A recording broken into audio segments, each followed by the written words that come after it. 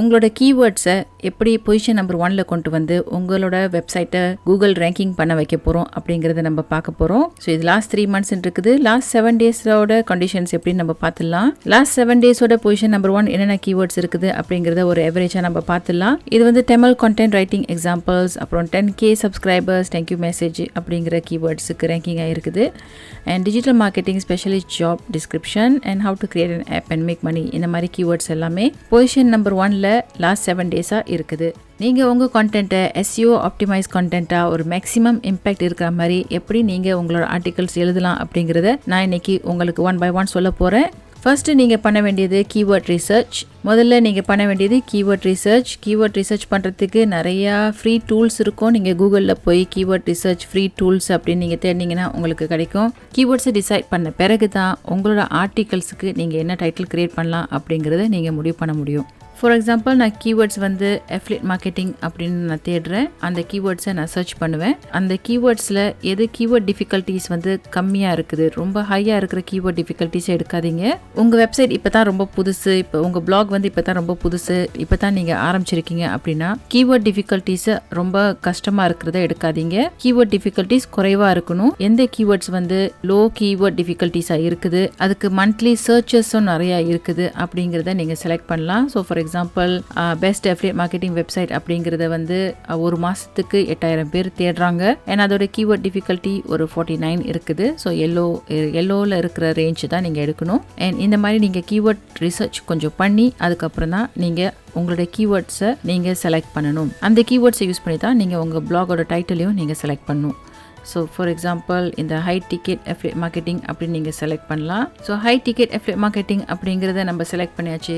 அதுக்கப்புறம் எப்படி நீங்கள் ஒரு பெஸ்ட்டான டைட்டில் எழுதுறது அப்படிங்கிறத டிசைட் பண்ணலாம். உங்களுக்கு ஒரு டைட்டிலை முடிவு பண்ணுறதுக்கு கஷ்டமாக இருந்துச்சுன்னா இந்த மாதிரி ஃப்ரீ AI டைட்டில் ஜெனரேட்டர்லாம் நிறைய இருக்குது. So what is your blog about அப்படின்னு கேட்டிருப்பாங்க. கீவேர்ட்ஸை இதில் போட்டுட்டு ஜெனரேட் டைட்டில் அப்படின்னு கிளிக் பண்ணுங்கள். ஸோ இந்த மாதிரி உங்களுக்கு டைட்டில்ஸ் ஈஸியாக உங்களுக்கு கிடைச்சிரும். கீவேர்ட்ஸை முடிவு பண்ணிட்டோம். அண்ட் அடுத்ததாக இப்போ டைட்டிலையும் முடிவு பண்ணியாச்சு. அதுக்கப்புறம் நெக்ஸ்ட் முக்கியமான ஒரு ஸ்டெப் வந்து கண்டென்ட் எழுதுறது. உங்கள் பிளாக் கண்டென்ட்டை அதை பல விதத்தில் நீங்கள் எழுதலாம். சொந்தமாக எழுதலாம், ரிசர்ச் பண்ணி நீங்கள் எழுதலாம், அப்படி இல்லைனா ChatGPT யூஸ் பண்ணலாம். ஆனால் ChatGPT யூஸ் பண்ணிவிட்டு அப்படியே எடுத்து காப்பி பேஸ்ட் பண்ணாதீங்க, கொஞ்சம் நீங்கள் மாற்றணும். அப்படி இல்லைனா நிறைய AI ரைட்டர்ஸ் இருக்குது. நான் யூஸ் பண்ணுறது வந்து காப்பிமேட்டிக். ஸோ இது வரைக்கும் நான் இவ்வளவு வேர்ட்ஸ் ஆர்டிகல்ஸ் எழுதியாச்சு. ஸோ நான் வந்து காப்பிமேட்டிக் யூஸ் பண்ணுறேன், ப்ரோ வெர்ஷன். இது வரைக்கும் நான் 367,000 வேர்ட்ஸ் ஜெனரேட் பண்ணியாச்சு. கண்டென்ட் ரைட்டிங் பண்ணுறதுக்கு பல விதம் இருக்குது. கண்டென்ட் ரைட்டிங்க்குன்னு தனியாக ஒரு வீடியோ அதுக்கு செய்யணும். ஸோ கண்டென்ட் ரைட்டிங்கை நம்ம இன்னொரு நாள் பார்க்கலாம். இது வந்து 3rd October நான் எழுதின article, how to get a digital marketing job in Singapore அப்படின்னு. ஸோ இந்த ஆர்டிக்கலுக்கு இந்த கீவேர்ட்ஸ் இப்போ ரேங்கிங் ஆகிருக்குது, பொசிஷன் நம்பர் 1ல இருக்குது. SEOவில் அடுத்த ஸ்டெப், முக்கியமான ஸ்டெப் வந்து உங்களோட ஆர்டிக்கல் வந்து ப்ராப்பர் ஸ்ட்ரக்சரில் இருக்கணும். அதுக்கு title, tag, introduction, heading, sub heading, keyword optimisation, image இருக்கணும், அப்புறம் கன்க்ளூஷன் இருக்கணும், மெட்டா டிஸ்கிரிப்ஷன்ஸ் இதெல்லாமே இருக்கணும். அண்ட் இதோட ஃபுல் டீட்டெயில்ஸும் நான் இதில் என்னோட வெப்சைட்லேயும் ஒரு ஆர்டிக்கலாக போட்டிருக்கேன். இதோட லிங்க்கை நான் கீழே போடுறேன். நீங்கள் அதுக்கப்புறம் 1 by 1 நீங்கள் ஒரு செக்லிஸ்ட் மாதிரி நீங்கள் பார்த்துக்கலாம். இதை நான் எடிட் பண்ணி உங்களுக்கு நான் காட்டுறேன். இங்கே டைட்டில் இருக்குது, இன்ட்ரோடக்ஷன் இருக்குது. நீங்கள் ஒரு டேட்டா மாதிரி ஏதாச்சும் உங்கள் ஆர்டிக்கலில் கொடுத்தீங்கன்னா அது கூகுளுக்கு ரொம்ப பிடிக்கும். ஸோ ஈஸியாக உங்கள் ஆர்டிகல்ஸ் ரேங்கிங் ஆகும். ஸோ இந்த மாதிரி நீங்கள் ஆர்டிகல்ஸில் உங்களோட டேபிள் மாதிரி இந்த மாதிரி கிரியேட் பண்ணீங்கன்னா உங்களோட ஆர்டிகல்ஸ் வந்து இன்னும் ஒரு ஹியூமன் டச் இருக்கும். நீங்கள் வேர்ட்பிரஸ்ல எழுதினீங்கன்னா இது வந்து சப் ஹெட்டிங் 2 அப்படின்னு போடணும். அதுக்கும் அந்த சப் ஹெட்டிங்க்கும் கீழே உள்ள பாயிண்ட்ஸை வந்து H3ல போடணும். இந்த மாதிரி நீங்கள் ஒரு வெல் ஸ்ட்ரக்சர்ட் ஆர்டிகல்ஸாக நீங்கள் உங்களோட வெப்சைட்டில் போடணும். ஸோ அஃப்கோர்ஸ் நீங்கள் வேர்ட்பிரஸ் யூஸ் பண்ணிங்கன்னா உங்களுக்கு ப்ளகின்ஸை நீங்கள் யூஸ் பண்ணலாம். யோஸ்ட் SEO இருக்குது, ரேங்க் மேத் இருக்குது. அவங்களே ஒரு செக்லிஸ்ட் மாதிரி கொடுப்பாங்க. முடிஞ்ச அளவுக்கு எல்லாமே க்ரீனாக இருக்கிற மாதிரி நீங்கள் உங்களோட ஆர்டிகல்ஸை நீங்கள் கிரியேட் பண்ணணும். அண்ட் அடுத்ததாக மொபைல் ஃப்ரெண்ட்லியாக இருக்கணும். மொபைல் ஃப்ரெண்ட்லி வேர்ட்பிரஸ் வெப்சைட்டில் நீங்கள் யூஸ் பண்ணிங்கன்னா உங்களோட தீம் எல்லாமே வந்து ஓரளவு மொபைல் ஃப்ரெண்ட்லியாக தான் இருக்கும். சில தீம்ஸில் வந்து அவ்வளோவா அதை வந்து மொபைல் ஃப்ரெண்ட்லியாக பண்ணியிருக்க மாட்டாங்க. ஸோ உங்களோட ஹெட்டிங், சப் ஹெட்டிங்ஸ்லாம் கொஞ்சம் கிட்ட இருக்க மாதிரி இருக்கும்.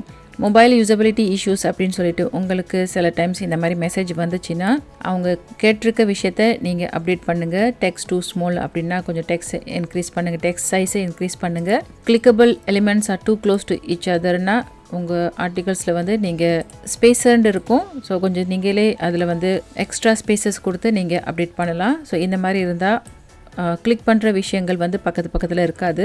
எல்லா எலிமெண்ட்ஸும் ரொம்ப கிட்டக்க ரொம்ப கன்ஜஸ்டட் மாதிரி இருந்துச்சுன்னா கூகுள் வந்து மொபைல் ரேங்கிங்கில் உங்களுக்கு வந்து கொஞ்சம் லோ மார்க்ஸ் கொடுத்துரும். ஸோ இந்த மாதிரி இஷ்யூஸ் வந்துச்சுன்னா உடனே கரெக்ட் பண்ணுங்கள். அண்ட் அடிக்கடி இந்த மாதிரி இஷ்யூஸ் வந்துச்சுன்னா உங்களோட தீமை மாற்றுறது தவிர வேறு வழி இல்லை உங்களுக்கு. ஸோ அஃப்கோர்ஸ் இமேஜஸ் வந்து ரொம்ப பெரிய இமேஜஸாக போடாதீங்க.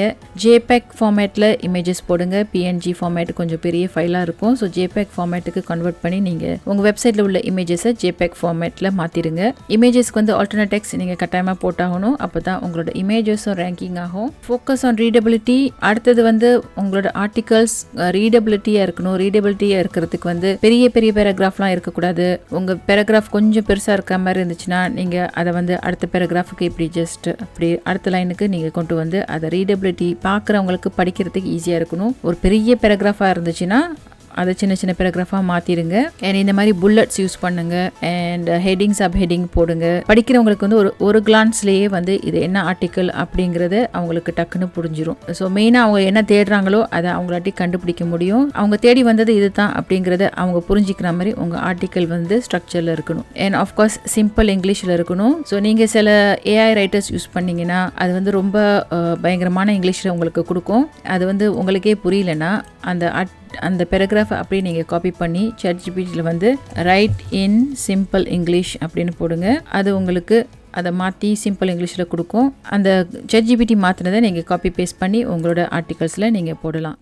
அண்ட் மெயினாக ரொம்ப முக்கியமானது, இதை எல்லாருமே மிஸ் பண்ணிடுறாங்க, பேஜ் லோடிங். உங்களோட பேஜ் லோடிங் கரெக்டாக இருக்கணும். பேஜ் லோடிங் கரெக்டாக இருக்கிறதுக்கு உங்களோட ஹோஸ்ட் ப்ரொவைடர்ஸ் ஒரு தரமான ஹோஸ்ட் ப்ரொவைடராக இருக்கணும். நீங்கள் உங்களோட பிளாகிங் வந்து கொஞ்சம் லாங் டேர்ம் பண்ண போகிறீங்கன்னா ஒரு தரமான ஹோஸ்டிங்கை செலக்ட் பண்ணுங்கள். அது மட்டும் இல்லாமல் இந்த பிளகின்ஸை கட்டாயமாக யூஸ் பண்ணுங்கள். இதை யூஸ் பண்ண பிறகு என்னோட வெப்சைட்டோட ஸ்பீட் உண்மையிலேயே ரொம்ப இன்க்ரீஸ் ஆகிருக்குது. இந்த ஏர்லிஃப்ட் அப்படிங்கிற இந்த பிளகின்ஸை நீங்கள் யூஸ் பண்ணிங்கன்னா உங்கள் வெப்சைட்டோட பிக்சர் இமேஜஸ்லாம் அவங்களே அதை வந்து கம்ப்ரெஸ் பண்ணி கொடுத்துருவாங்க. உங்கள் வெப்சைட்டில் ஒரு ஸ்பீட் டிஃப்ரென்ஸ் நீங்கள் கட்டாயமாக பார்ப்பீங்க. டக்குன்னு உங்கள் வெப்சைட் வந்து லோட் ஆகும். பிளகின்ஸ் டீட்டெயில்ஸ் எல்லாமே இங்கே இருக்குது. ஸோ ஆஃப்கோர்ஸ் நீங்கள் ஒரு போஸ்ட் போட்ட பிறகு அப்படியே விட்டுறாதீங்க. நீங்கள் நிறையா ஷேர் பண்ணணும். சோஷியல் மீடியாவில் ஷேர் பண்ணுங்கள். உங்களுக்கு இமெயில் மார்க்கெட்டிங் லிஸ்ட் இருந்துச்சுன்னா அந்த இமெயில் மார்க்கெட்டிங்கை யூஸ் பண்ணுங்கள். நிறைய இந்த மாதிரி லிங்கிங் பண்ணுங்கள். Inbound link and outbound link நிறைய பண்ணணும். இந்த மாதிரி நீங்கள் பண்ணிட்டீங்கன்னா உங்கள் வெப்சைட் தாராளமாக ரேங்கிங் ஆகும். நீங்கள் போடுற ஆர்டிகல்ஸ் எதுவுமே வேஸ்ட் ஆகாது. பிளாகிங் வந்து நீங்கள் கம்ப்ளீட்டாக மாஸ்டர் பண்ணணும் அப்படின்னு நீங்கள் நினச்சிங்கன்னா நீங்கள் எங்களோட பிளாகிங் க்ரௌன் கோர்ஸில் நீங்கள் ஜாயின் பண்ணலாம். அண்ட் அதோட டீட்டெயில்ஸ்லாம் இங்கே இருக்குது. மேல் விவரத்துக்கு நீங்கள் எங்களை வாட்ஸ்அப் பண்ணலாம். உங்களுக்கு சோஷியல் மீடியாவில் மாஸ்டர் பண்ணணுன்னா டாமினேட் அப்படிங்கிற அந்த கோர்ஸை நீங்கள் எடுக்கலாம். அண்ட் இதோட ஃபுல் டீட்டெயில்ஸ்லாம் இங்கே இருக்குது. அண்ட் இதுக்கும் நீங்கள் எங்களை வாட்ஸ்அப் பண்ணலாம். இந்த கோர்சஸ்லாம் பர்சனலாக உங்களுக்கு நாங்கள் ஜூமில் ட்ரைனிங் கொடுப்போம். சோஷியல் மீடியா டாமினேட் கோர்ஸ் வந்து குரூப் ஆஃப் 5 நாங்கள் ஜூமில் கான்டாக்ட் பண்ண போகிறோம். அண்ட் ஆஃப்கோர்ஸ் பிளாகிங் வந்து 1-to-1. இப்போ நாங்கள் செகண்ட் பேட்சில் இருக்கிறோம். ஃபர்ஸ்ட் பேட்ச் ஏற்கனவே முடிச்சாச்சு. இப்போ செகண்ட் பேட்சுக்கு ஸ்டூடெண்ட்ஸ் ரெக்ரூட் பண்ணுறோம். ஸோ இந்த கோர்சஸ்லாம் வந்து ஒரு டிசம்பர் மாதம் வரைக்கும் தான் போகும். லிமிடெட் ஸ்பேஸ் தான் இருக்குது. தயவு செய்து அப்ளை பண்ணி கற்றுக்கிறவங்க, எங்களோட சக்ஸஸ் ஆக விரும்புகிறவங்க உடனே எங்களோட ரெஜிஸ்டர் பண்ணி இந்த கோர்சஸை அப்ளை பண்ணுங்க. அண்ட் ஆஃப்கோர்ஸ் எல்லா மெம்பர்ஸுக்குமே உங்களுக்கு இமாலி கிளப் மெம்பர்ஷிப் ஃப்ரீயாக கிடைக்கும். இமாலி கிளப்ல ஜாயின் பண்ணுறவங்க அனைவரும் எங்களோட லைஃப் டைம் மெம்பர்ஷிப்பாக இருப்பாங்க. அண்ட் உங்களுக்கு லைஃப் டைம் சப்போர்ட்ஸ் இருக்கும். ஸோ வாங்க உடனே ஜாயின் பண்ணுங்கள், மிஸ் பண்ணிடாதீங்க. நான் உங்களை மறுபடியும் சந்திக்கிறேன். நன்றி, வணக்கம்.